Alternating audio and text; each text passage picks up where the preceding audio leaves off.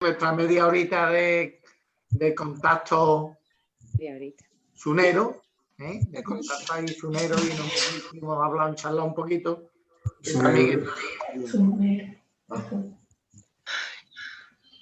Espera, David. Dime. Voy a silenciar a todos y reactivas el micrófono. Vale.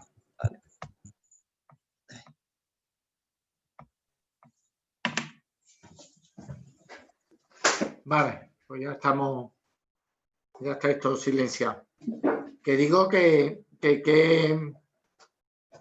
ya hemos tenido nuestro ratito de poder estar charlando de cosas de cosas importantes e incluso de cosas sin importancia. El mero hecho de poder estar juntos, de vernos, de charlar y eso también nos llena, y eso también es importante, ¿no? Voy a leer un salmo para introducir, que viene también hablando un poquito de esta experiencia que sin darnos cuenta estamos teniendo, ¿no? A través del Zoom, ¿no? Y el poder estar, bueno, aunque sea viéndonos en pantalla, es importante, porque lo importante no es cómo nos vemos. Lo importante es que nos podemos ver y nos podemos sentir, que podemos hablar los unos con los otros, que podemos escucharnos.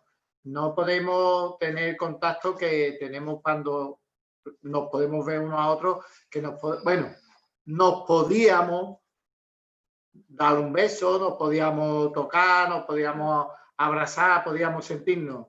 Eso no lo tenemos ahora. Pero el simple hecho de poder vernos es importante, ¿no? El otro día en la reunión de oración, cuando terminamos la reunión, estábamos precisamente hablando de eso. Y eso a mí se me ha quedado, pues, en esta semana, ¿no? Que importante es que aunque sea de la forma que estamos, que nos podamos ver, ¿no? Que es necesario, ¿no? Es necesario que aunque estamos lejos, aunque no nos podemos acercar unos a otros, pero sí sabemos que estamos ahí, ¿no? Y es importante y es bueno que tengamos esto. Nosotros tenemos la experiencia que, como estamos aquí cerquita, pues cuando podíamos, antes de que entrase el virus, pues podíamos tener esta cercanía y el estar cerca, esa necesidad, ¿no?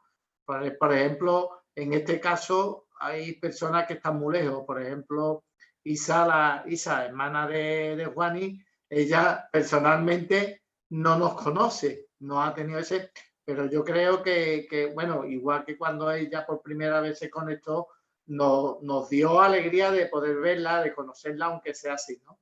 Porque es necesario. Los creyentes, yo en esta semana me he estado acordando de por qué recomienda tanto que la iglesia se reúna y por qué es tan importante que la iglesia tenga su tiempo de adoración y pero de todo junto, ¿no? El creyente no puede vivir por separado. El que diga que puede llevar una vida plena de creyente en su casa, eso es mentira. Nos necesitamos los unos a los otros y tenemos la oportunidad, que muchas personas no la han tenido ni la tendrán, y aunque sea así, podemos ver y poder estar juntos y cerca, ¿no? Y sobre todo cuando lo que venimos a hacer no es una reunión social, sino que venimos a adorar y a alabar al Señor, ¿vale? Y dice el Salmo 84, cuán amables son tus moradas, oh Jehová de los ejércitos. Salmo 84. Cuán amables son tus moradas, oh Jehová de los ejércitos. Anhela mi alma y aún ardientemente desea los atrios de Jehová. Mi corazón y mi carne cantan al Dios vivo. Aún el gorrión halla casa y la golondrina nido para sí donde pongan sus polluelos. Cerca de tus altares, oh Jehová de los ejércitos. Rey mío y Dios mío, bienaventurados los que habitan en tu casa, perpetuamente te alabarán. Pues aquí tenemos una bienaventuranza, ¿no? Los que habitan en su casa. Nosotros ahora, aunque no sea físicamente, hemos ido a la casa del Señor y estamos habitando en el Señor para darle la gloria y la honra. Y el Señor dice que no solamente eso es bueno para nosotros, sino que además somos bienaventurados cuando estamos en su presencia y cuando venimos como iglesia, venimos a adorar y a alabar al Señor. Y una de las cosas de este salmo es cómo comienza, ¿no? Dice, mi alma anhela el estar junto para adorarte, ¿no? Y yo creo que ese es un anhelo de cada uno. Por lo menos el mío lo es, ¿no? Nos llevamos toda la semana trabajando y todo, y tanto ahora como antes, cuando podemos venir a la iglesia, yo anhelo estar cerca con la iglesia y de alabar a Dios. Y el salmista decía que él también lo anhelaba, y Pablo también lo anhelaba, y durante todas las épocas la iglesia anhela el estar juntos. Así que hoy es un día de gozo, es un día y hemos venido a la presencia de Dios para darle la gloria y la honra que solo Él se merece, que solamente a Él queremos dársela y que solamente a Él la elevamos. Así que vamos a darle paso en este caso a Arne y Cecilia, que llevan la adoración y la alabanza, y vamos a tener un tiempo de adoración y alabanza al Señor.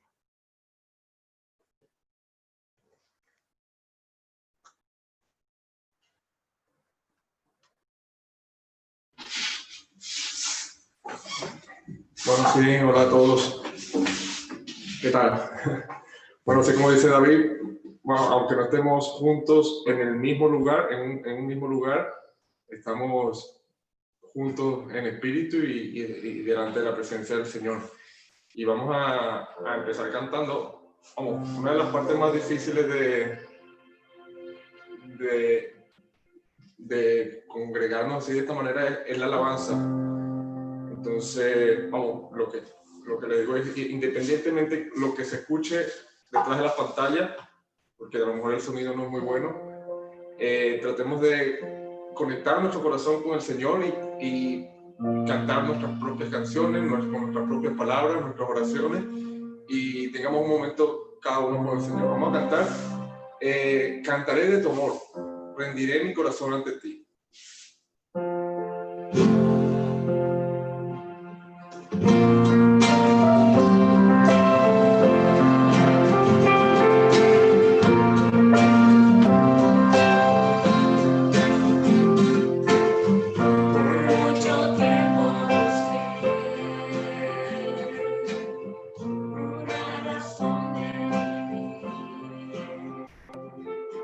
En medio de mi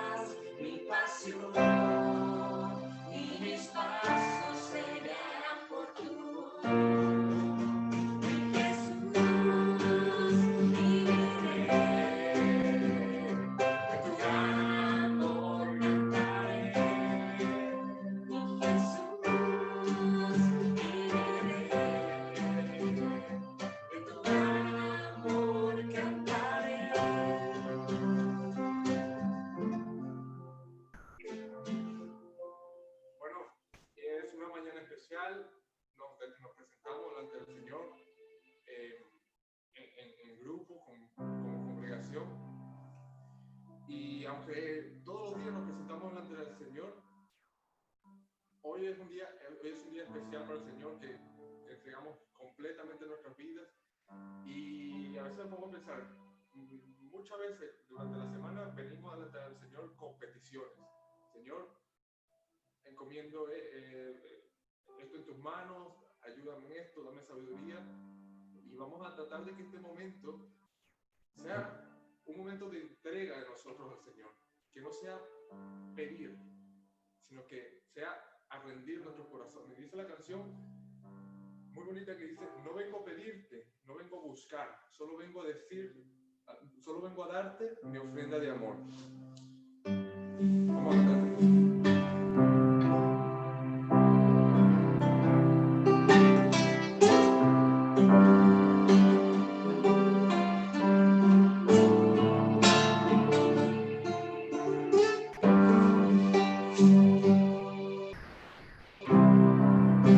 Es más que una canción, es más que palabras, es mi corazón rendido a ti, es lo mejor de mí, lo que vengo a darte, ya no es suficiente una canción.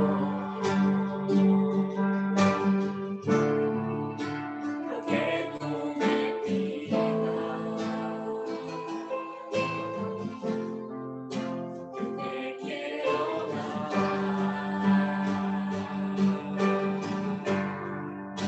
No vengo a pedir, no vengo a buscar, solo vengo a darte mi ofrenda de amor. Hoy quiero tocar tu fiel corazón y darte las gracias, mi amado Señor. Es más que una canción, es más que palabras, es mi corazón rendido a ti. Es lo mejor de mí, lo que vengo a darte, ya no es suficiente una canción. Lo que tú me miras, yo te quiero dar. No vengo a pedir, no vengo a buscar, solo vengo a darte mi ofrenda de amor. Hoy quiero tocar tu fiel corazón y darte las gracias, hermano Señor.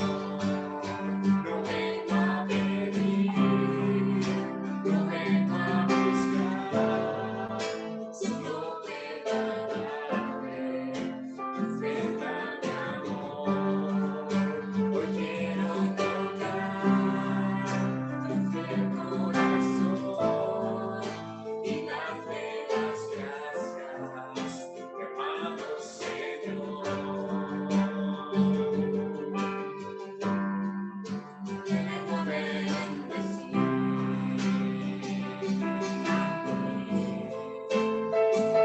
a ti, hoy te vengo a bendecir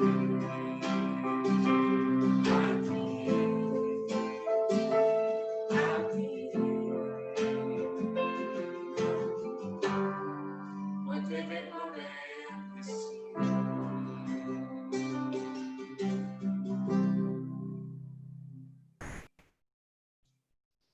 Bueno, muy bien, yo con este corazón entregado al Señor, delante de la presencia del Señor, vamos a escuchar también su palabra. Entonces, creo que no sé quién va a compartir la palabra hoy.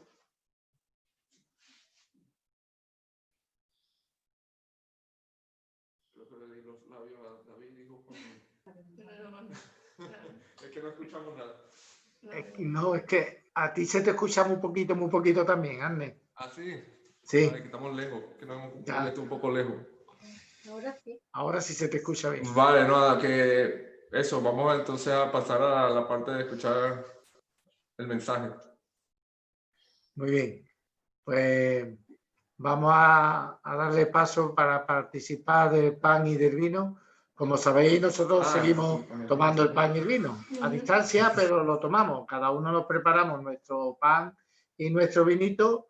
Y bueno, el vinito ha sonado muy raro, el pan y el vino, para participar del pan y del vino. Así que las hermanas que llevan hoy este ministerio, pues que lo pueden hacer. Pues vamos a leer en Lucas 22, 19 y 20, que dice así: tomó un poco de pan y dio gracias a Dios por él. Luego lo partió en trozos, lo dio a sus discípulos y dijo: esto es mi cuerpo, el cual es entregado por ustedes. Hagan esto en memoria de mí. Después de la cena tomó en sus manos otra copa de vino y dijo: esta copa es el nuevo pacto entre Dios y su pueblo, un acuerdo confirmado con mi sangre, la cual es derramada como sacrificio por ustedes. Te damos gracias, Señor, porque estando allí con tu Padre, bajaste a hacerte hombre para darte por cada uno de nosotros, Señor. Gracias, Señor, porque nosotros no tuvimos que hacer nada, sino que has sido tú el que lo has hecho por el sacrificio a cada uno de nosotros, Señor. Que esto nunca lo olvidemos, Dios mío. Gracias, Señor Jesús, por morir por cada uno de nosotros, por sufrir en esa cruz, cargando con cada uno de nuestros pecados. Gracias, Señor. Amén. Amén. Podemos tomar pan.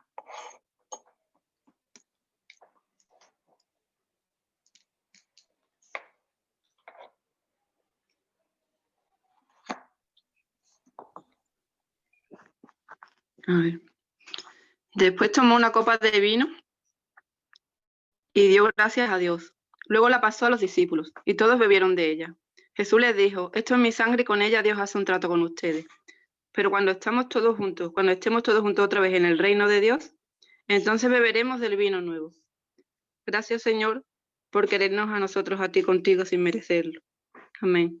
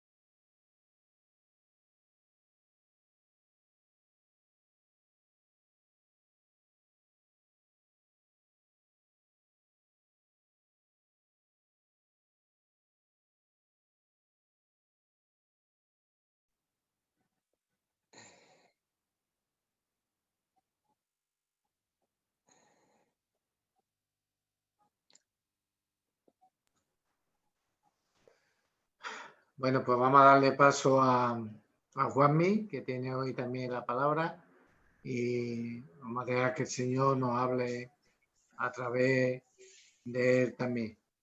Le voy a pedir a Rubén en este caso. Rubén, pide tú una oración para que el Señor bendiga su palabra, ¿vale?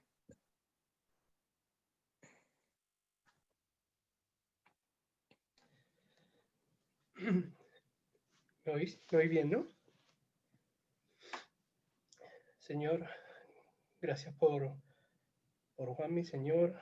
Gracias por tu palabra, Señor, que nos alienta, Señor, y trae esperanza, y trae paz, y trae lo mejor de ti a nuestra vida, Señor. Te pedimos, Señor, que cada palabra, Señor, que salga de su boca venga de ti, Padre, y que sea tal cual nosotros la necesitamos, Señor, para que a cada uno de nosotros llegue el mensaje, Señor, que tú nos tienes preparado esta mañana, Padre.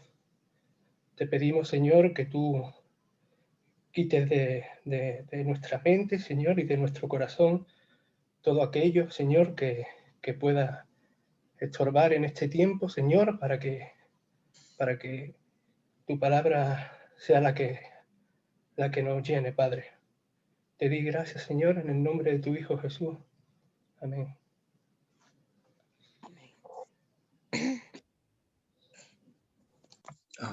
Muy bien, pues nada, gracias, Rubén, por la oración. Nos vamos a ir, como ya dijimos la semana pasada, Apocalipsis 12, y vamos a seguir descubriendo cosas de ese pasaje. Insisto que es posiblemente un pasaje realmente fundamental en el resto del libro, de la historia que nos va a contar el libro de aquí en adelante. Aparecen personajes que tienen un papel realmente fundamental, insisto, en esta historia.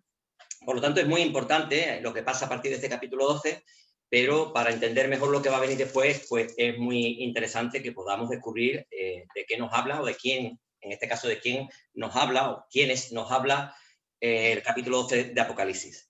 Bueno, yo espero que os quedara claro la semana pasada que de esa mujer de la que habla se trata de la nación de Israel, ¿vale? Espero que los argumentos bíblicos fueran suficientes como para entender de quién está hablando aquí. Insistiremos un poquito más cuando avancemos en el capítulo, pero yo creo que sin lugar a dudas Juan, por medio de la revelación de Jesús, no deja ningún resquicio para poder de alguna forma no entender que se está refiriendo a Israel, representado o simbolizado en este caso por una mujer. Ya sabéis que el Apocalipsis es un libro lleno de símbolos y de figuras, y que, bueno, hemos de tratar de interpretarlo como si fuera un libro como el resto, salvando esas partes donde evidentemente existen pues comparaciones, figuras, símbolos, etc. De hecho, lo que aquí se está viendo es una figura de dicción, que es pues usar una expresión acerca de alguien o de algo para denominarlo de una manera para que nos hagamos a la idea de lo que representa. Una figura de dicción, por ejemplo, para que todos sepamos de qué estamos hablando, bueno, hay muchas figuras de dicción, ¿no? Muchísimas. Pero bueno, en este caso, una muy evidente de la que podemos sacar una conclusión más o menos clara para saber lo que se está hablando aquí en Apocalipsis 12. Muchas veces tenemos la expresión de decir, ese jugador de fútbol, por ejemplo, es una estrella. Lógicamente, lo que queremos decir es que es un jugador de fútbol que está por encima del resto, ¿no? Es un jugador que está en un escalafón posiblemente superior al resto de los futbolistas. Y usamos esa figura de dicción, de decir, compararlo con una estrella, para expresar o de alguna forma definir qué concepto es el que tenemos de él. Eso es lo que se usa aquí, son símbolos. El Apocalipsis distingue muy bien, y yo creo que eso es una de las cosas buenas que tiene el libro para poder interpretarlo de manera adecuada, distingue muy bien cuando habla de figuras o de símbolos y usa o nombra personajes reales. En este caso, cuando habla acerca de una gran señal en el versículo 1 de una mujer vestida del sol, pues más adelante explica que esa mujer, por los detalles que da, que efectivamente esa señal identifica a una mujer que a su misma vez está identificando a la nación de Israel, ¿no? Sabemos que no es una mujer física, en este caso, como dicen algunos intérpretes que tratan de ver aquí a María como madre del Señor. No puede ser María, pues porque vemos más adelante en el capítulo 13 que aquella mujer fue perseguida y que tuvo que ir al desierto, cosa que, pues, por ejemplo, sabemos que perfectamente que María no vivió. Por lo tanto, entendemos que se refiere a la nación de Israel, tampoco se refiere a la iglesia, porque no fue la iglesia, como dijimos el domingo pasado, quien dio a luz a Jesús, sino es al contrario, es Jesús quien da a luz a la iglesia o quien funda la iglesia, pero además también sabemos por el Apocalipsis que la iglesia no va a estar aquí y no va a ser perseguida durante la gran tribulación porque la iglesia ya ha sido arrebatada. Por lo tanto, descartando esas cosas, pues por la identificación y por los datos que se nos da, llegamos a la conclusión de que la interpretación más correcta, más idónea con todo el contexto, es que está hablando de la nación de Israel. Eso es un poco como introducción a lo que vamos a hablar hoy, para que volvamos a situarnos, ¿vale? Y entramos ya en el segundo personaje del que se nos habla en este capítulo. Se le denomina también como otra señal en el cielo. Está en el versículo 3, que dice, también apareció otra señal en el cielo, tal como la señal anterior. Esto vuelve a ser, digamos, una figura de dicción, se vuelve a comparar a este personaje con una visión que en este caso es un gran dragón escarlata que tenía 7 cabezas y 10 cuernos y en sus cabezas 7 diademas. Bueno, si no fuera porque más abajo el mismo Juan nos dice o nos describe quién es ese dragón, pues tendríamos que intentar interpretarlo nosotros de alguna otra manera, pero afortunadamente nos vamos al versículo 9 y allí tenemos quién es ese gran dragón. Dice el versículo 9, entonces, perdón, el versículo, sí, bien digo, 9. Y fue lanzado fuera el gran dragón, la serpiente antigua, que se llama Diablo y Satanás, el cual engaña al mundo entero, fue arrojado a la tierra y sus ángeles fueron arrojados con él. Por lo tanto, bueno, poco más que añadir. Evidentemente, el gran dragón es Satanás, ¿vale? Ahora bien, sí podemos entrar un poco en la definición que Juan hace de la visión que él está teniendo, de esa señal que él está viendo, porque nos describe un poco más del personaje del que se trata. Nos dice que es grande, porque dice que es un gran dragón. La palabra gran en griego es mega, que queréis, bueno, ya lo sabéis, mega estructura, por ejemplo, una estructura súper inmensa, pues la palabra que aquí se usa, un gran dragón, lo que Juan quiere decir es que lo que está viendo es alguien verdaderamente espectacular, ¿no? Es alguien que tiene una dimensión realmente fuera de lo común. Ya sabéis que Satanás es un ángel caído, ¿vale? Y además Satanás tenía una posición delante de Dios antes de caer, una posición delante de Dios, digo, bastante importante, hasta el hecho, hasta el punto de que se le llama querubín, ya lo leeremos después, en la palabra de Dios, y él, pues bueno, era uno de los afortunados ángeles que tenían acceso directo al trono de Dios, y de allí fue de donde cayó. Por lo tanto, digamos que esa característica de inmensidad o de grandiosidad no la ha perdido, a pesar de su pecado. Y Juan pues lo distingue precisamente así, ¿no? Como alguien grande, alguien realmente fuera de lo común. Además nos dice que es escarlata. Aquí hay una importante definición que tenemos que tener en cuenta, porque si la comparamos o la contrastamos o la confrontamos con la definición de la mujer, vemos que hay cosas distintas y es muy importante. Aquí se nos dice que el gran dragón escarlata, quiere decir que es rojo, rojo sangre. El color que se define aquí como escarlata es el color rojo fuego o rojo sangre. Fijaos, mientras que el gran dragón está vestido, digamos, o lo que aparenta es ser rojo fuerte, rojo sangre, sin embargo la mujer está vestida del sol, está vestida de luz. Es todo lo contrario. La nación de Israel, sabéis que está destinada a ser, digamos, pues, de alguna forma reinar en todas las naciones, ¿no?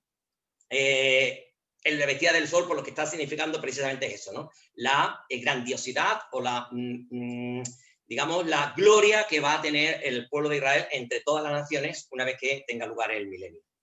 Bueno, pues la comparación con el dragón es precisamente lo contrario. Aquí tenemos a una figura que está llena de color rojo, que identifica la sangre, porque Satanás, ya lo dije el domingo pasado, ya lo definió así el Señor Jesucristo, es homicida desde el principio. O sea, él lo que procura es la muerte. Todo lo que rodea a Satanás es muerte. Él quiere no solo la muerte física del ser humano, sino quiere la muerte espiritual del ser humano, que es aún peor.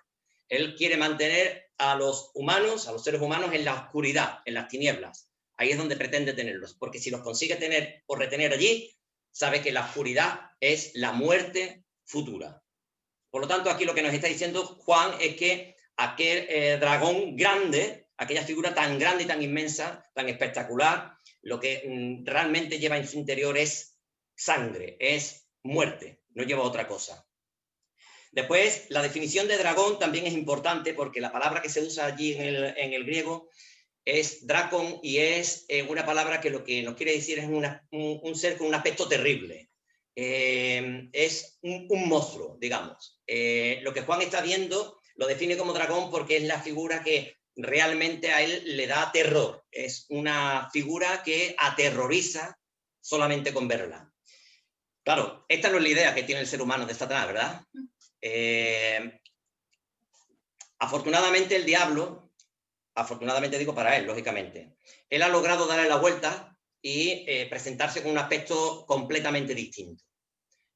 Juan aquí está viendo al diablo tal como él es, un ser terrible, en todo su aspecto terrible, mortífero y desagradable. Sin embargo, la imagen que Satanás ha tratado de representar ante el mundo es completamente distinta, ¿vale? Ya sabemos que incluso Pablo dijo de él que era capaz de disfrazarse hasta de ángel de luz. El ser humano ha sido engañado por Satanás porque Satanás lo que, digamos, ofrece es, ¿cómo va a ser malo esto si esto te gusta? ¿Cómo va a estar mal esto si a ti te está produciendo placer? Entonces, él de alguna forma se ha convertido en un ser que no es desagradable, que tampoco tiene un aspecto al que no podamos mirar cara a cara porque nos repele, sino todo lo contrario. Pero aquí se nos está dando la visión exacta de quién es y a lo que se dedica Satanás. Justo es esto, un monstruo, verdaderamente un monstruo terrible, un monstruo con un aspecto realmente atemorizante, para tratar de dar temor a todos los que lo ven.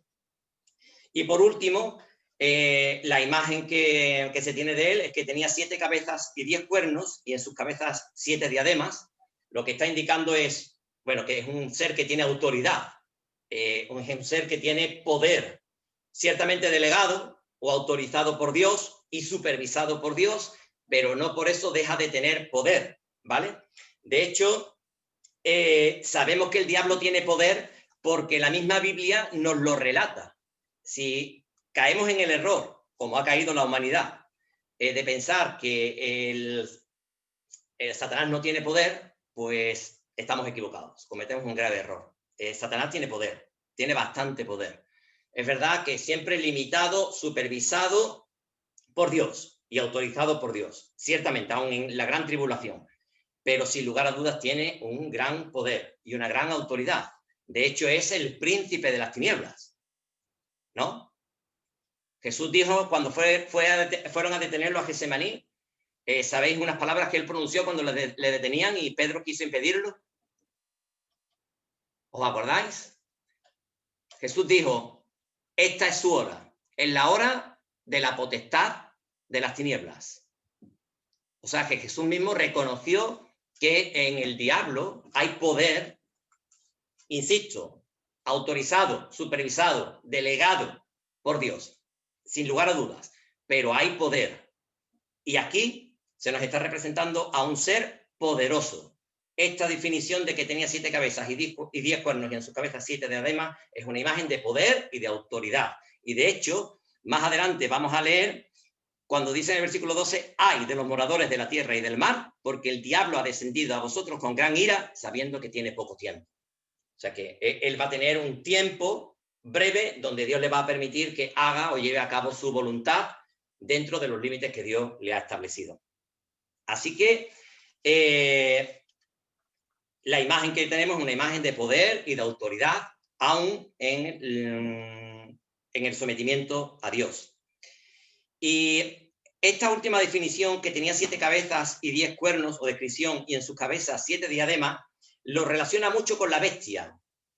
Tenemos que distinguir al dragón, que es Satanás, de la bestia, ¿vale? Muchas veces caemos en el error de pensar que la bestia es el diablo.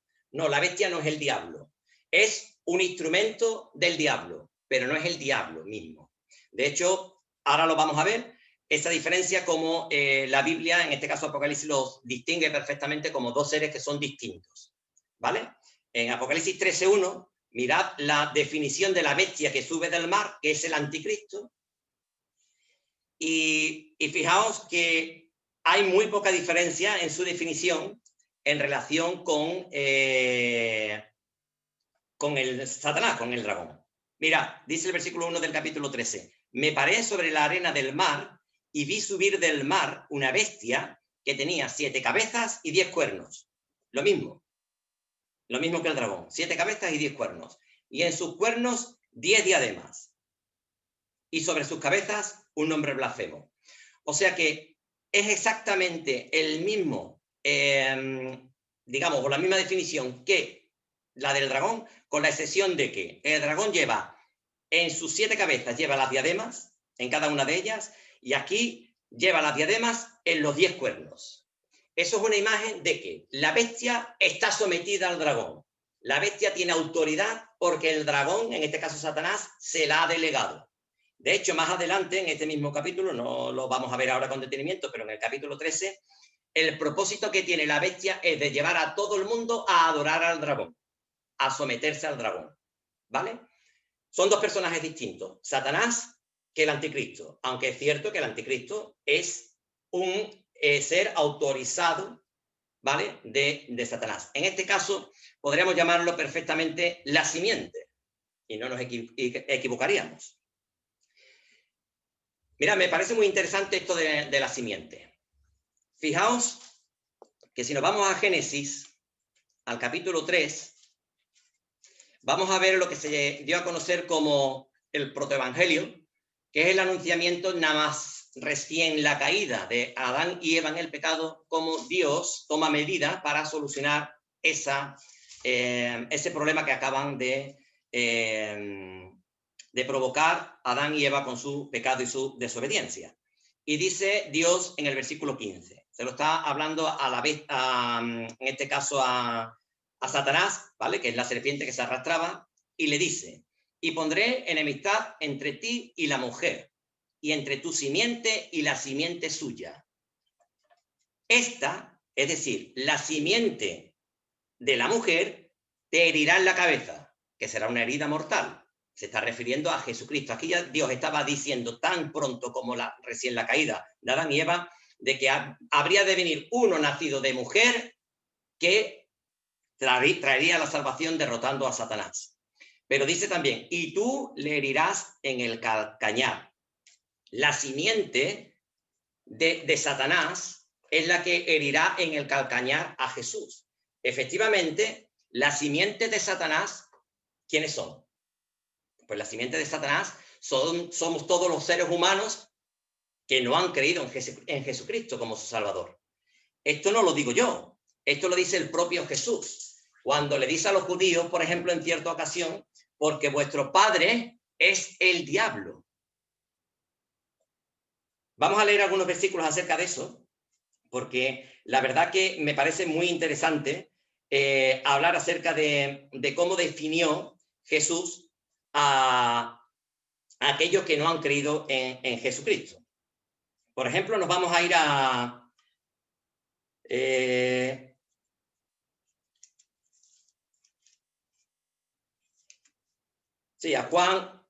Juan 8. Tampoco quiero alargar mucho las lecturas.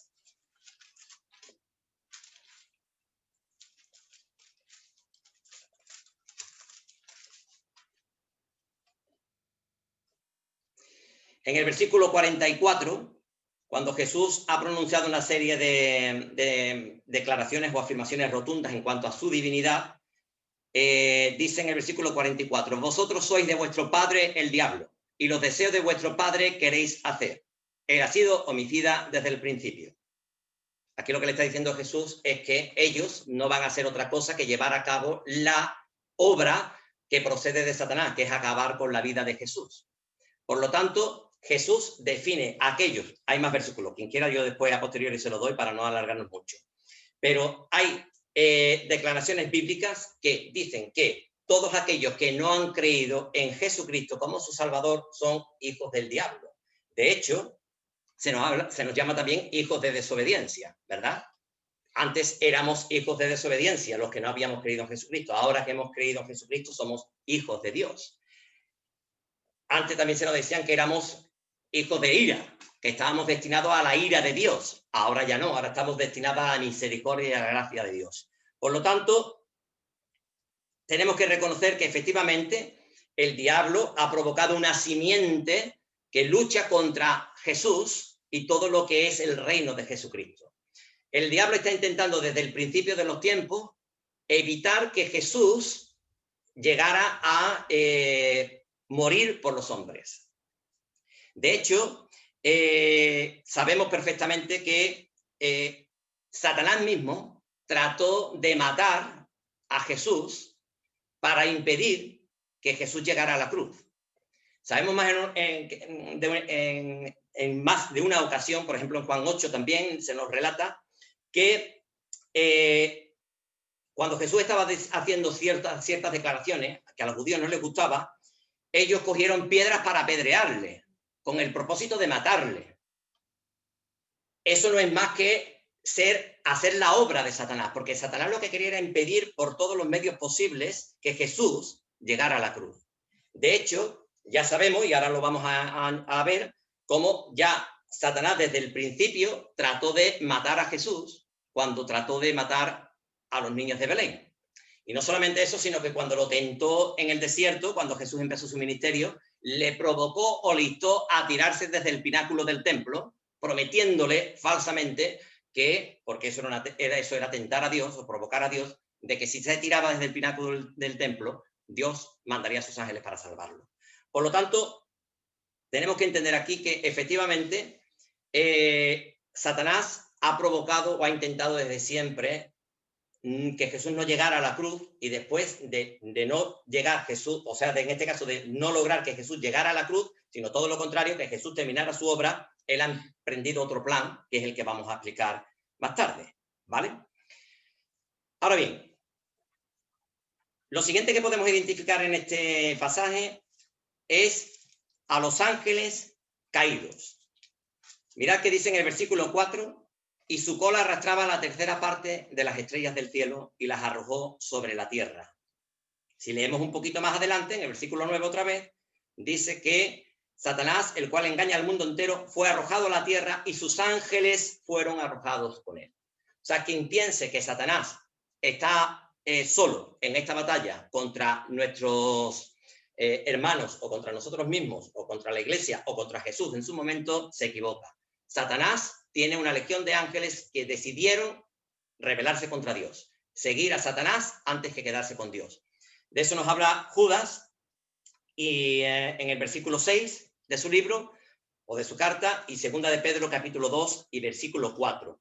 Dice claramente que allí hay ángeles que cayeron junto con Satanás. Y esos ángeles, que no sabemos exactamente de qué número se trata, pero son muchísimos, son servidores de Satanás y están sirviéndole para llevar a cabo su obra, ¿vale? Satanás no está solo en su empeño. Si Satanás ya es poderoso, imaginaos si además tiene el poder de tener a muchos ángeles a su servicio para llevar a cabo su obra. Si alguno quiere saber dónde se nos narra acerca de la caída de Satanás y quién era Satanás antes de caer, pues lo puede leer en Isaías 14:12, si quiere apuntarlo, o en Ezequiel 28. Allí se nos narra quién era Satanás antes de caer, en qué posición estaba delante de Dios y a dónde llegó una vez que cayó, ¿vale? Muy bien. Ya tenemos identificado también de qué se trata la tercera parte de las estrellas del cielo, que fueron arrojadas a la tierra. Son los ángeles que cayeron junto con Satanás en la desobediencia. Y ahora su señor es Satanás. Seguimos adelante. Versículo 5. Siguiente personaje. Y ella dio a luz un hijo varón, que regirá con vara de hierro a todas las naciones. Y su hijo fue arrebatado para Dios y para su trono. Bueno, o yo os preguntara, si sabéis que, ya lo he dicho antes, pero insisto en ello, si Satanás sabía que sería un hombre quien salvaría al mundo, ¿vosotros qué creéis? ¿Que sí lo sabía o que no lo sabía? Claro que lo sabía. De hecho, este capítulo nos lo acaba de revelar, por si acaso ya la Biblia nos lo había dicho antes. Satanás sabía perfectamente, nos lo dice el versículo 4, y el dragón se paró frente a la mujer que estaba para dar a luz a fin de devorar a su hijo tan pronto como naciese. Satanás sabía por la promesa de Dios que vendría un hombre, un escogido, al que llamaban Mesías, el ungido, para salvar no solo a Israel, sino a todos los hombres y mujeres del mundo. Por lo tanto, Satanás, que sabe esa anunciación, está pendiente. Esto del varón que nos narra aquí Apocalipsis 12 no es nuevo. Sabemos perfectamente que era necesario que naciera un niño. ¿O no lo leemos en Isaías? ¿No hay un versículo maravilloso en Isaías que dentro de poco tiempo, cuando lleguen las Navidades, lo volveremos a recordar casi con toda seguridad? Que dice en Isaías capítulo 9, versículos 6 al 7, porque un niño nos es nacido, hijo nos es dado, y el principado sobre su hombro, y se llamará su nombre admirable, consejero, Dios fuerte, Padre eterno, príncipe de paz. Lo dilatado de su imperio y la paz no tendrán límite sobre el trono de David y sobre su reino, disponiéndolo y confirmándolo en juicio y en justicia desde ahora y para siempre. El celo del Señor de los ejércitos hará esto. Por lo tanto, ya sabemos que hay una promesa de Dios de que sería un niño que nacería y ese sería el Salvador del mundo. Pero Satanás también lo sabía. Por eso procuró matarlo desde el principio, como hemos dicho antes, desde Herodes y luego en su propio ministerio.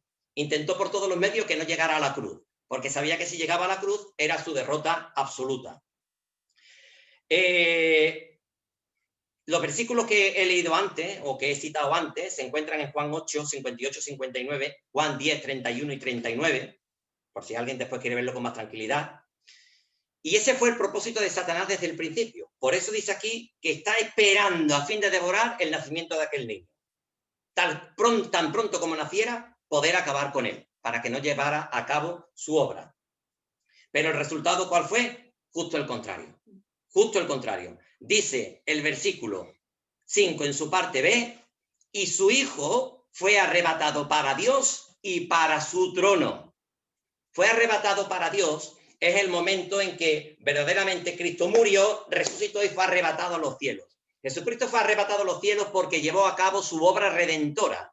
El hecho de que Él muera, resucite y fuera arrebatado a los cielos no es más que el sello de Dios a que la obra de Jesucristo ha sido satisfactoria y ha vencido a Satanás y lo ha derrotado para siempre. Pero lo importante no solamente que diga aquí que fue arrebatado para Dios, sino que fue arrebatado ¿para qué? Para su trono, para ocupar el trono que le pertenece por haber ganado.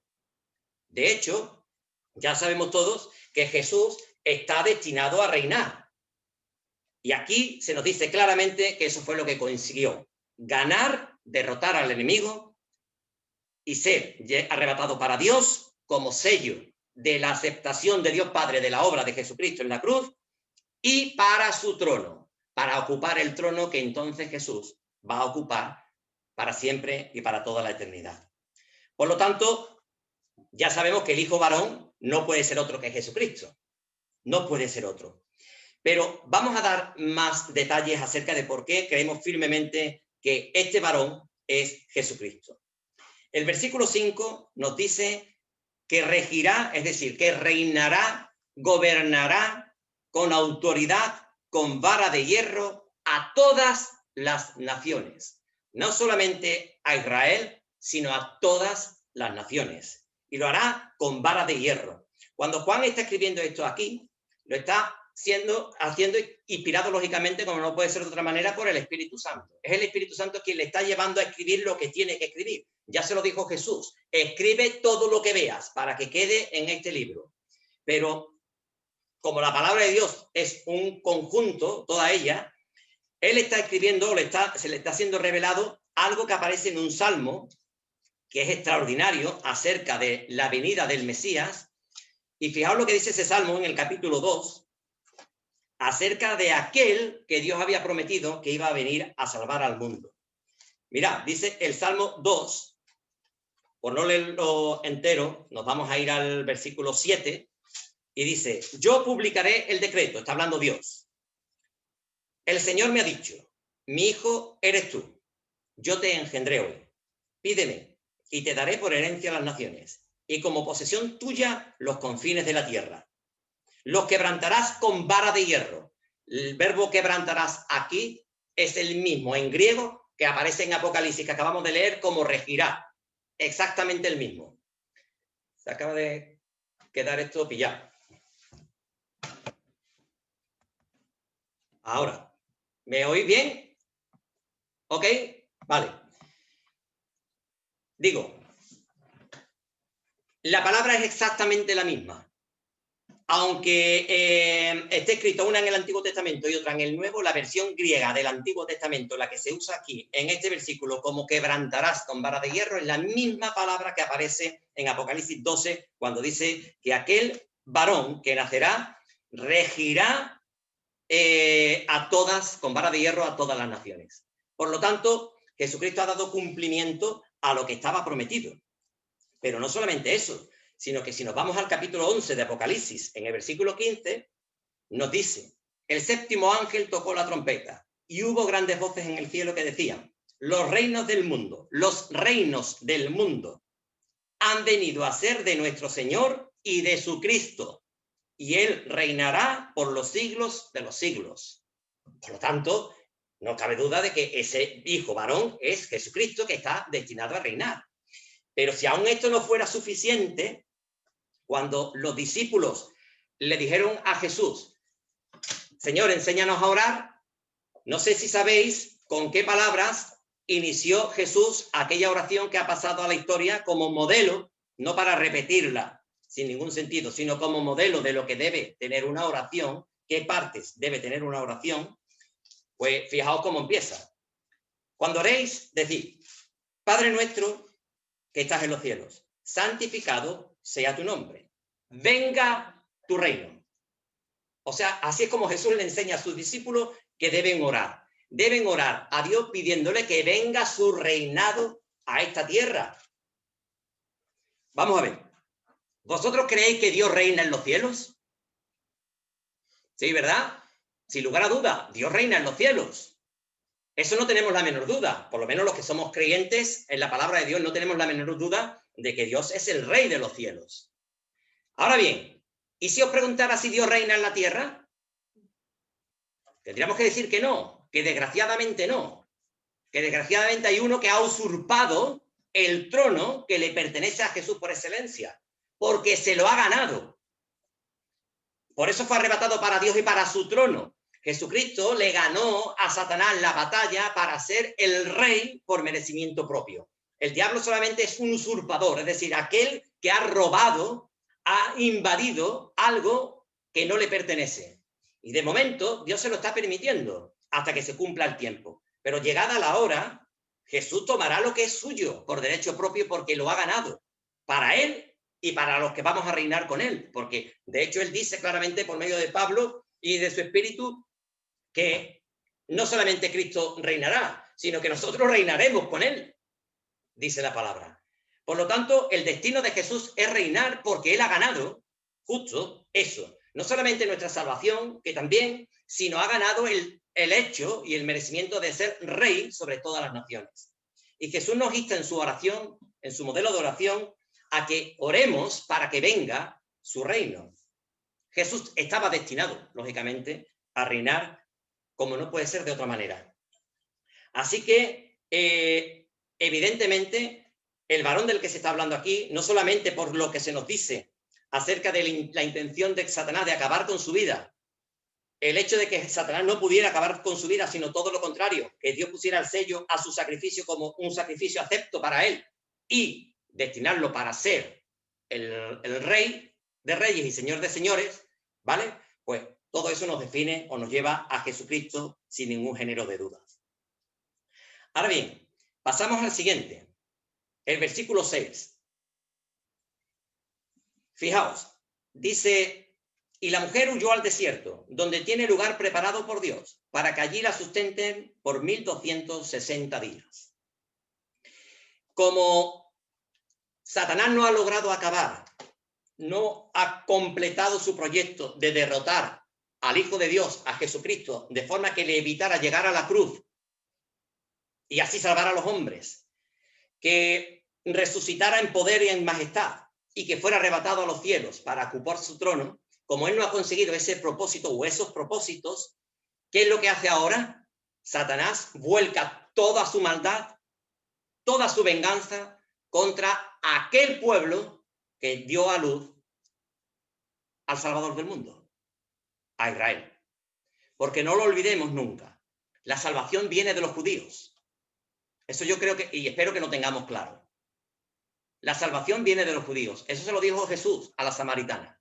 La salvación viene de los judíos. Es el pueblo de Israel, el pueblo escogido de Dios, para que por medio de él las demás naciones fuéramos salvas. De hecho, de eso habla Pablo en Romanos, capítulos maravillosos en 9, 10 y 11, hablando acerca de cómo Dios volverá a tratar otra vez con Israel, porque Israel es su pueblo y él no lo puede negar. Por lo tanto, sabemos perfectamente que la gran tribulación, a partir de aquí, empiezan los 3 años y medio finales, o de la segunda parte de la que nos hablan las 70 semanas de Daniel, acerca de la gran tribulación. Esto sí que es la gran tribulación realmente ya. Israel juega un papel muy importante, trascendental. ¿Por qué? Porque el diablo está por medio, tratando de vengarse de lo que no consiguió con Jesús. Por lo tanto, enfocó toda su mirada, la enfocó sobre la nación de Israel. Y uno analiza la historia de Israel y se da cuenta de que efectivamente Israel tiene un problema desde que Jesús vino. Me imagino que estáis de acuerdo conmigo, ¿verdad? Israel, pocos años más tarde de que ocurriera lo que ocurrió con Jesús, pocos años más tarde Israel deja de existir como nación, desaparece absolutamente como nación. A partir de ahí se convierten en un pueblo nómada, un pueblo que va de país en país, errante, sin tener una tierra propia, un pueblo propio, una nación propia, un estado propio. Absolutamente no tienen nada. Están sometidos en distintos países donde además sufren verdaderas penalidades. No voy a narrar todas las penalidades que ha sufrido el pueblo de Israel a través de la historia. La última, y sin ir más lejos, pues la tenemos a pocos años luz, que es la época de los nazis, ¿verdad? Por lo tanto, ahí ya vemos que Satanás efectivamente ha enfocado a Israel como una nación de la cual se va a vengar. Y la gran tribulación, pues tiene mucho que ver con esto. Israel toma un papel preponderante en la gran tribulación, no que no sufran el resto de naciones, porque también, como veremos, pero Israel tiene un papel muy importante en esta segunda parte de la gran tribulación. Y de hecho, no sé si lo sabéis, pero a este periodo de la gran tribulación se le llama en la Biblia el tiempo de la angustia para Jacob, ¿vale? Eso lo dice Jeremías 37, como un tiempo donde no ha habido digamos, sucesos o acontecimientos peores en contra de la nación judía. Pero es que, de hecho, si leyéramos Daniel 7, del 25 al 27, nos daríamos cuenta de que efectivamente, cuando Daniel está hablando acerca de los últimos tiempos, el pueblo de Israel tiene un papel muy importante allí. Daniel 9, 25, que son las 70 semanas, también está hablando acerca de cuando se restablece el culto en el templo, pero de momento el Satanás lo corta y ya no lo permite y va en contra de aquellos. Y bueno, hay que deciros, por ejemplo, de los 144.000 judíos de Apocalipsis 7. Cómo Satanás va directamente contra ellos y no logra matar a ninguno de ellos, porque claramente nos dice Apocalipsis 7 que Dios los había sellado para protegerlos hasta que acabara su ministerio. Por lo tanto, vemos que efectivamente el Satanás está enfocado en la gran tribulación, muy principalmente contra Israel. Pero si vamos a leer acerca de esto, unas palabras de Jesús que son muy interesantes para darnos cuenta de que cuando Jesús hablaba acerca de los últimos tiempos, él le daba a Israel, a su propio pueblo, un papel importante. Él sabía que Israel iba a cumplir un papel importante allí. Me estoy acordando ahora de que cuando Jesús va a ascender a los cielos, en Hechos 1, los apóstoles, viendo que ya queda poco tiempo para poder disfrutar de la presencia de Jesús, y habiendo escuchado en muchas ocasiones hablar de Jesús, de la instauración del reino en Israel, o la restauración del reino a Israel, los judíos creían por el Antiguo Testamento, por las promesas de Dios, que Israel tenía que tomar un papel muy importante entre todas las naciones, y de allí fluiría la luz a todas las naciones. Y entonces los apóstoles le preguntan a Jesús antes de irse: Señor, ¿restaurarás el reino a Israel en este tiempo? Porque ellos creían que si Jesús ya había muerto, había resucitado y ahora se iba a marchar al cielo, pues la cosa estaba ya. Faltaba poco tiempo para ver a Israel por fin ocupar el lugar que tenía que ocupar según las promesas de Dios. Por lo tanto, Israel tiene un papel muy importante en la gran tribulación, importantísimo. Fijaos las palabras de Jesús en Mateo 24, digo, a partir del versículo 15, que dice: por tanto, cuando veáis en el lugar santo la abominación desoladora de que habló el profeta Daniel, el que lee entienda, Entonces se está refiriendo a la nación de Israel. Se está refiriendo a la nación de Israel porque el lugar santo tiene que ver con Israel, porque la abominación de ese lugar santo tiene que ver con Israel, porque la profecía de Daniel tiene que ver acerca de Israel. Por lo tanto, Jesús está diciendo, y está hablando de los últimos tiempos, que efectivamente hay unos acontecimientos concretos que van en relación o directamente hacia Israel. Y allí dice, entonces los que estén en Judea huyan a los montes, el que esté en la azotea, etcétera, etcétera. Dice el versículo 21, porque habrá entonces gran tribulación, cual no la ha habido desde el principio del mundo hasta ahora, ni la habrá. Por lo tanto, Jesús está hablando, y eso aparece también en Lucas 21, del 20 al 24, está hablando concretamente de cuál va a ser el papel de Israel en este tiempo de la gran tribulación. Así que no nos extrañamos de ver una vez más la misericordia de Dios, esto ya como adelanto lo que está por venir en las próximas semanas, como Dios se ocupa de su pueblo y nos dice que y la mujer huyó al desierto, donde tiene lugar preparado por Dios, preparado, fijaos bien, la palabra griega que dice aquí preparado por Dios quiere decir un lugar especialmente que Dios ha tratado porque va a ser el lugar que va a ocupar su pueblo, Israel, para protegerse de los ataques de Satanás. Esto es fantástico, ¿vale? Esto a mí me parece fantástico porque, aunque hemos dicho antes que Satanás tiene poder, el poder absoluto lo tiene Dios. Y el control de todo lo que está pasando en la gran tribulación lo tiene Dios. Y el poder de hasta dónde puede llegar Satanás lo tiene Dios. Y dice que Él ya ha preparado un lugar con mimo. La palabra usada aquí quiere decir un lugar que Él ha preparado con mimo, con atención, con mucho cuidado para proteger a su pueblo.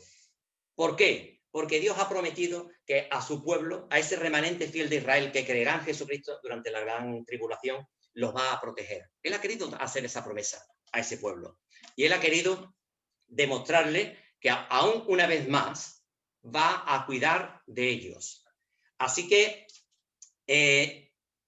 esto vale para nosotros, no ya como el pueblo de Israel, porque nosotros no somos el pueblo de Israel. Nosotros somos el pueblo de Dios porque somos hijos de Dios. Porque como dice Pablo, antes no éramos nada.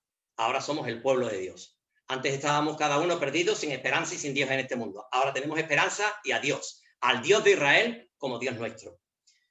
Pero esto nos hace ver de que efectivamente Dios tiene cuidado de su pueblo y que Él tiene preparado todo, absolutamente todo, de antemano y con mimo.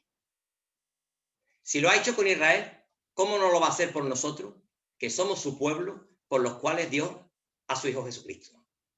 ¿Cómo Él se va a descuidar o cómo Él se va a desatender de nuestras necesidades? Si aun en momentos de tanta dificultad como es el tiempo de la gran tribulación, donde el diablo va a tener rienda suelta, entendedme esta expresión, bajo la supervisión de Dios, para hacer lo que quiera, aún en ese tiempo Dios tiene cuidado de su pueblo. ¿Cómo no va a tener cuidado Dios de ti y de mí, que formamos parte de la iglesia de Jesucristo? La esposa, a la que Él dice que se está preparando, que la está preparando con mimo, para presentársela a sí mismo sin mancha, ni arruga, ni cosas semejantes. El Apocalipsis es un libro maravilloso para hablarnos de los cuidados de Dios. Os lo digo de verdad. No sé si estáis llegando a ver, a entender todo el plan de Dios, que es maravilloso, cómo Dios va a consumar su plan que ya tiene preparado desde el principio de los tiempos, con todo lujo de detalles, cómo lo va a llevar a cabo, sin que nada ni nadie pueda interferirlo, sino teniendo el control absoluto de todo. Pero este libro nos habla del cuidado que Dios tiene de aquellos que somos su pueblo. Si tú eres su pueblo, si yo soy de su pueblo, Dios tiene cuidado de ti y de mí, porque Él se ha comprometido a hacerlo. Seguramente sufriremos, seguramente padeceremos, pero cualquier sufrimiento, cualquier padecimiento que podamos tener en este mundo no tiene ni límite de comparación con lo que Dios está preparando para nosotros en los cielos, porque dice que sufriremos aquí, pero reinaremos allí. Así que os quería dejar con este pensamiento para no alargarme más acerca de Apocalipsis, para que lo tomemos verdaderamente como un libro realmente extraordinario. Dejemos de ver Apocalipsis como un libro difícil, un libro, permitidme esta expresión, ¿vale? tipo de intención de nada, como un libro oscuro, nada, todo lo contrario. Como os dije, Apocalipsis es revelación, es correr la cortina para que veamos. El Señor ha descorrido la cortina para que podamos ver con los ojos espirituales al Dios que hemos conocido. Que a Él sea la gloria.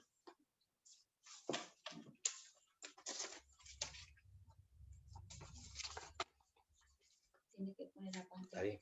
Ahí.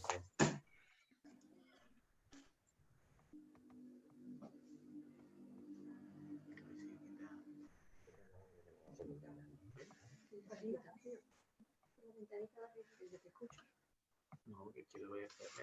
Ahora. Que como soy técnico pues, en todas estas cosas, me ha costado ponerme la pantalla. Así que, bueno, le damos gracias a Juanmi, bueno, le damos gracias a Dios por todo lo que nos está trayendo a través de Juanmi. Cuando empezamos este estudio de Apocalipsis, algunos pensábamos, vaya en dónde se va a meter Juanmi, a ver cómo nos explica todo esto. Y lo que está claro es que el Señor tiene mucho que enseñarnos y nos está enseñando mucho a través de Juanmi. Le damos gracias a Dios y gracias a Juanmi también por prepararse de todo esto. Y no solamente por prepararse, sino por hacérnoslo entender a nosotros con tanta claridad y que Dios nos está abriendo los ojos a través de él. Así que muchas gracias por lo que estás haciendo con nosotros, Juanmi, por lo que nos estás enseñando.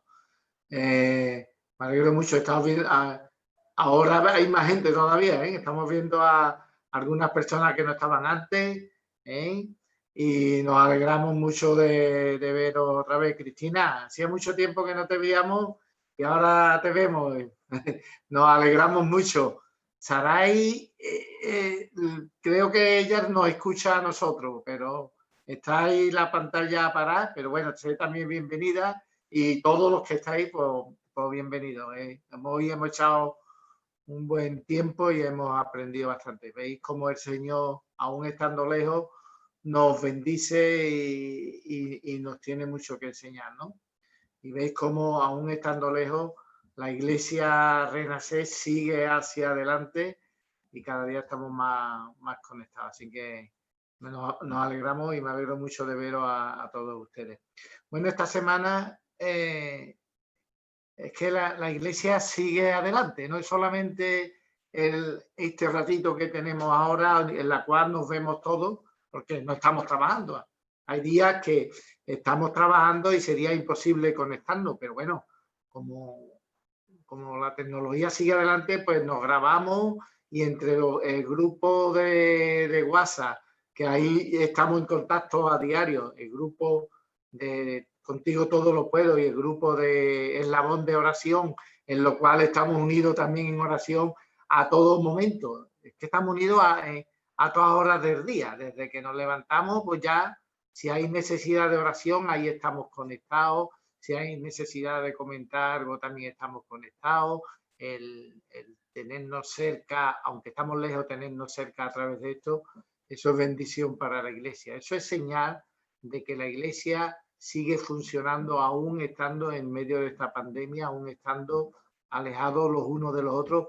La Iglesia Renacer sigue creciendo y sigue además estando en contacto, porque la Iglesia no es el local, eso es el templo. La Iglesia somos cada uno de nosotros y la Iglesia está funcionando perfectamente. Vamos, yo creo y le doy gracias a Dios porque está funcionando perfectamente. Con eso quiero decir que durante la semana, aparte de los grupos, la Iglesia se sigue reuniendo para la enseñanza, para la oración y para el compartir unos con otros. Y es necesario también, vuelvo a insistir en lo importante que es el poder, aunque sea vernos, vamos a aprovechar bien lo que tenemos, que nos podemos ver, es necesario que nos veamos, es necesario que aunque no nos veamos, nos escuchemos, pero necesitamos este contacto y yo creo que hoy más que nunca este contacto a través de Zoom, a través de WhatsApp, a través de lo que sea, que no perdamos nunca esta comunión, no contacto, sino comunión. Esta es la verdadera comunión que tiene la Iglesia de Cristo, que estamos unidos a través del Espíritu Santo y sin saberlo y si eso, esta es la comunión verdadera, esa comunión que no nos falta a cada uno de nosotros. Con ellos quiero decir. que la iglesia se sigue reuniendo. Los martes a las 8:30 tenemos reunión de estudio de la palabra de Dios, ¿vale? Somos ya 11 los que estamos conectados, los que nos conectamos. Somos más todavía, pero algunos no nos podemos conectar por Zoom, pero sí estamos a través de grupos y a través del grupo de WhatsApp que se llama Servir al Señor, ¿vale? Es el grupo de estudio. Nos reunimos o tenemos una reunión presencial, en este caso los martes a través de Zoom. Pero durante la semana también estamos reunidos a través del grupo de WhatsApp, en el cual estamos haciendo un estudio apasionante sobre la palabra de Dios y de beneficio. Pero es la iglesia la que lo está haciendo, ¿vale? Así que los martes a las 8:15, reunión de estudio y durante la semana a través del grupo. Los miércoles está, ¿cómo es el nombre de la mujer?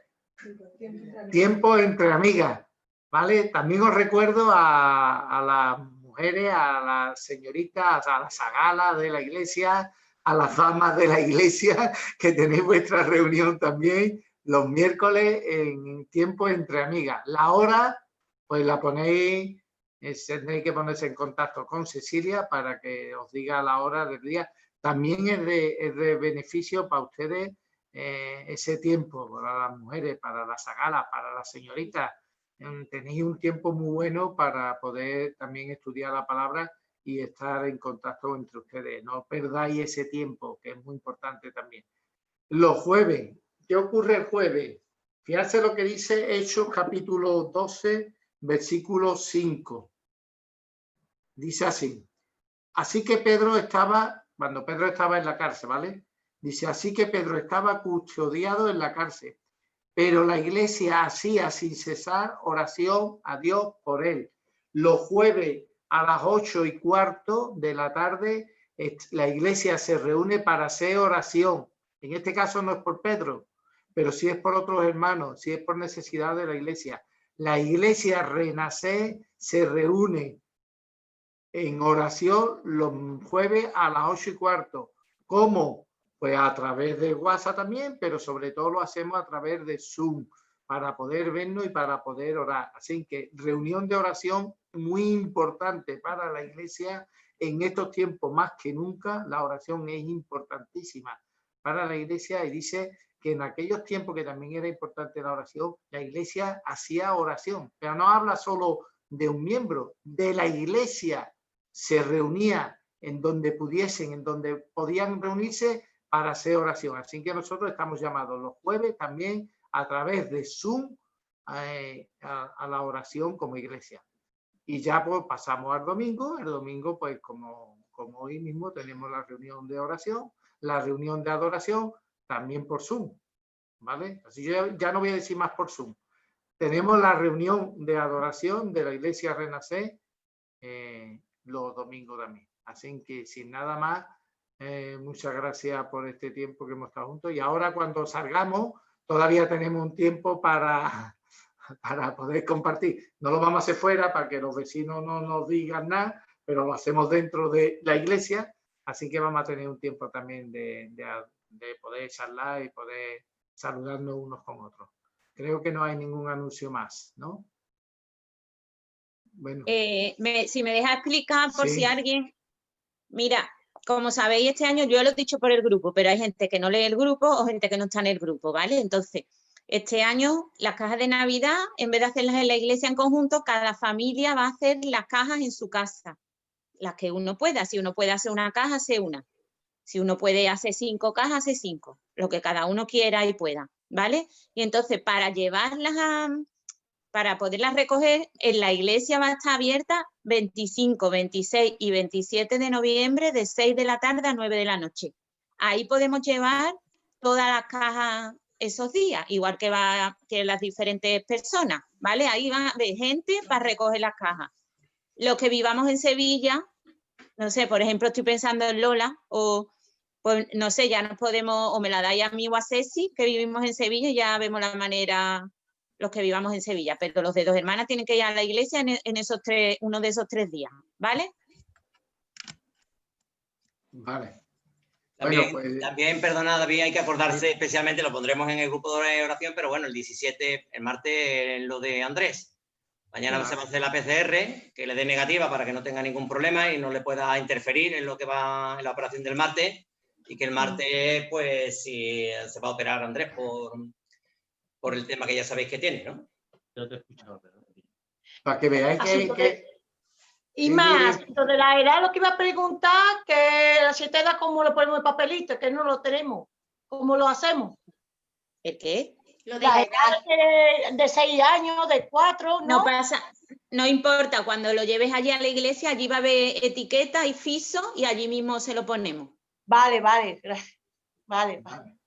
Bueno, quería recordaros para que veáis qué importante es los grupos que tenemos de WhatsApp. Tenemos el grupo de Eslabón de Oración, que ya se sabe, del Eslabón de Oración, que está conectado todo el día y toda la noche incluso. ¿Eh? Hay gente que lo ponen a las 12 de la noche o a la 1 porque están despiertos. Está abierto a todas horas para poner nuestros motivos de oración y para que no nos olvidemos, en este caso, como bien ha dicho Juan Milo, del día 17, pero también nos acordamos de los resultados de José Mañana va Manuel. Rubén también, ¿no, David? ¿Eh? Hace la PCR. La PCR mañana, Rubén, ¿no? Sí, Ahora vamos los 4. mañana van los A los cuatro. cuatro. Pues, pero todas esas cosas, para que veáis que todas esas cosas las estamos poniendo a diario y no se nos olvida. Si leemos a diario el WhatsApp, pues ahí vamos añadiendo a diario y son cosas que no nos olvidan, para que veáis qué importante es esto. Bueno, pues sin Y nada David, más, que ya lo sabemos, David. ya lo sé, pero lo tengo que repetir muchas veces. Que no hay ahí tenemos el Zoom, tenemos el WhatsApp que lo podemos utilizar. ¿Vale? Ya lo sabemos, David. Muchos besitos. Pues ya a saludarnos y todo y tenemos un tiempo Nada, Para saludarnos hay que quitar el micro. Nada, que mi madre le pide muchos besitos a toda la iglesia, ¿vale? A los hermanos de mi Muy padre. bien. O tú se lo das también. Venga.